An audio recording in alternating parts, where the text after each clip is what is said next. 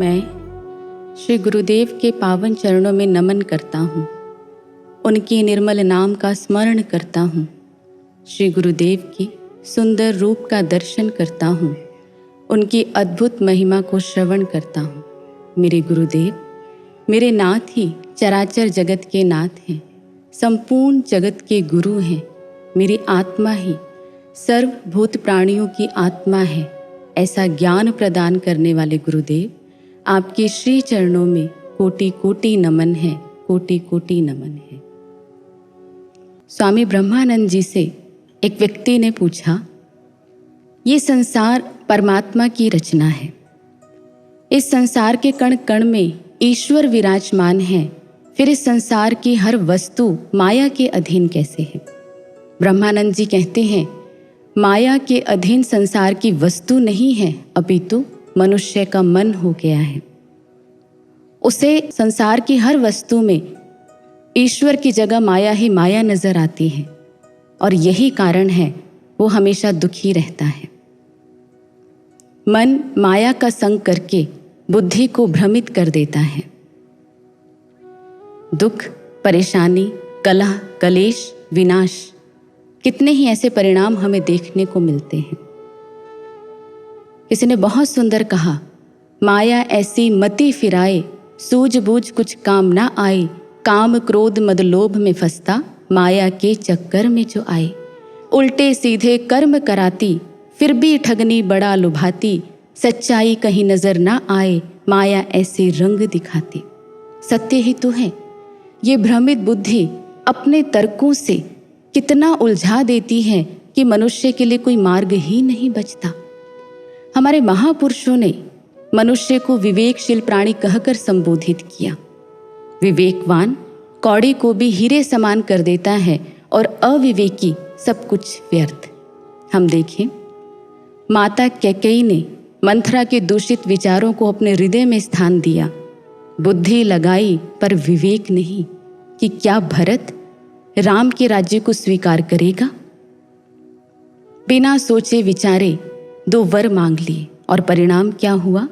पति का स्वर्गवास, पुत्र द्वारा त्याग और अपयश ही अपयश मिला। महाभारत ग्रंथानुसार दुर्योधन, दुशासन, कर्ण, अश्वत्थामा आदि अविवेकी पुरुषों के तरकश अनेकों शक्तियों से युक्त हो गए थे।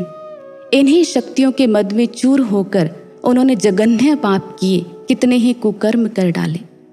दुर्योधन अपनी अहंकारी भ्रमित बुद्धि के आधार पर यही कहता रहा, नारायणी सेना तो मेरे पक्ष में है। पांडवों का निहत्थे कृष्ण का चयन मूर्खतापूर्ण है। निहत्था कृष्ण क्या कर लेगा? लेकिन दुर्योधन भूल गया, पूतनावध, अघासुर, बकासुर, कंसवध। और उसकी इसी भ्रमित बुद्धि का परिणाम शांति दूत बनकर आए श्री कृष्ण को बांधने चला। भूल गया, जिसके कारागार में प्रकट होने मात्र से सबके बंधन खुल गए, वह कैसे बंधन में बंध सकता है?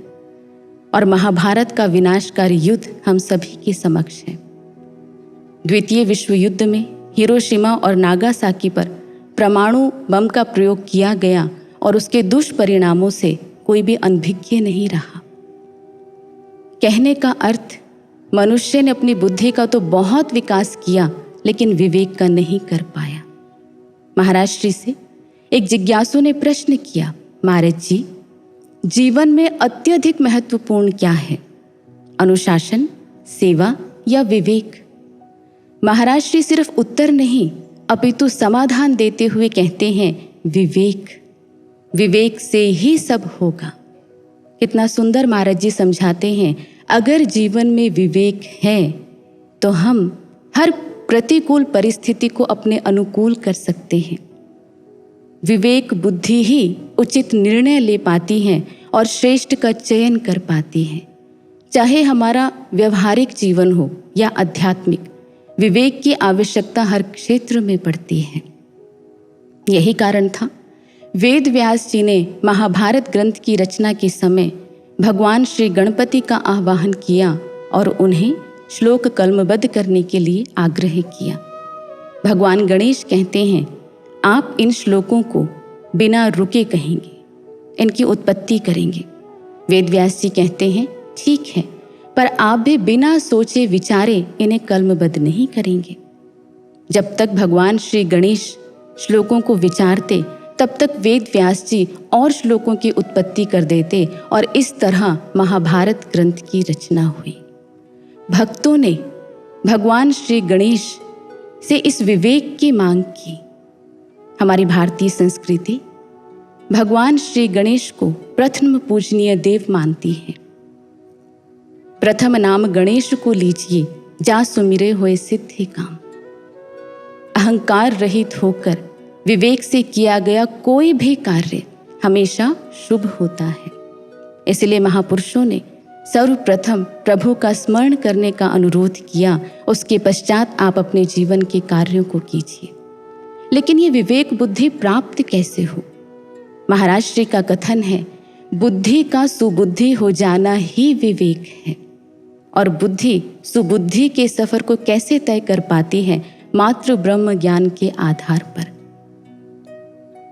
अविवेकी राजा अशोक राज्य की लालसा में कितना ही रक्तपात करता हुआ बढ़ रहा था। महात्मा बुद्ध की कृपा से ज्ञान का अंकुश मिला, जीवन का कल्याण कर गया। प्रभु श्री राम के अनन्य भक्त, उनके सेवक श्री हनुमान जी अपने विवेक और बल के आधार पर भक्ति मार्ग में आने वाली सभी बाधाओं को परास्त कर पाए और अपने सेवा कार्य में सफल हो पाए।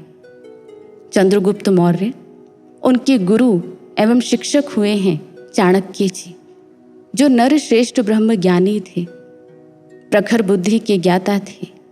कहते हैं, एक बार क्या हुआ, प्रातः स्नान के पश्चात उन्होंने अपने गुप्तचरों को बुलाया और पूछताछ आरंभ की। ये सारा प्रसंग मुद्रा राक्षस में वर्णित है। उनके गुप्तचरों ने उन्हें सूचनाएं दी कि वो राजा हमारे शत्रु पक्ष से जाकर मिल गया है। हमारा एक सेनापति कल राज्य की सीमा को लांघकर शत्रु पक्ष से मिलने गया था। हमारा वो अफसर कभी भी हमें दगा दे सकता है, कभी भी छोड़कर जा सकता है। चाणक्य जी जिस समय ये सारी सूचनाएं सुनते हैं, एक पल के लिए मौन हो जाते हैं, एक लंबी सांस लेते हैं और उसके पश्चात एक वाक्य का उच्चारण करते हैं।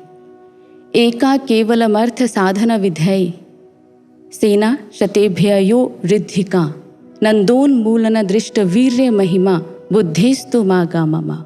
अर्थात जिन्होंने छोड़कर जाना था वो छोड़कर चले गए, जो भविष्य में छोड़कर जाना चाहते हैं वे भी भले ही चले जाएं, लेकिन इस समस्त साम्राज्य को सुदृढ़ करने हेतु जो सैकड़ों सेनाओं से भी बलशाली है, क्रूर नंद का तख्ता पलटने में जिसकी महिमा, जिसका शौर्य सारी दुनिया ने देख लिया है, मेरी वह विवेक बुद्धि मुझे छोड़कर ना जाए, परम सत्ता से मेरी यही प्रार्थना है।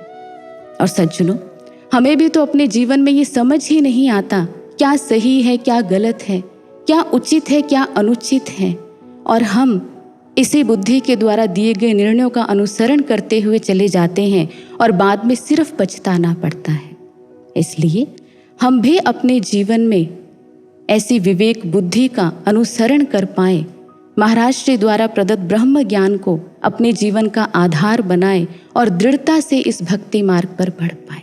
तो बोलिए श्री सद्गुरु महाराज जी की जय, भगवान गणपति की जय, विघ्नराज भगवान की जय, सच्चे दरबार की जय।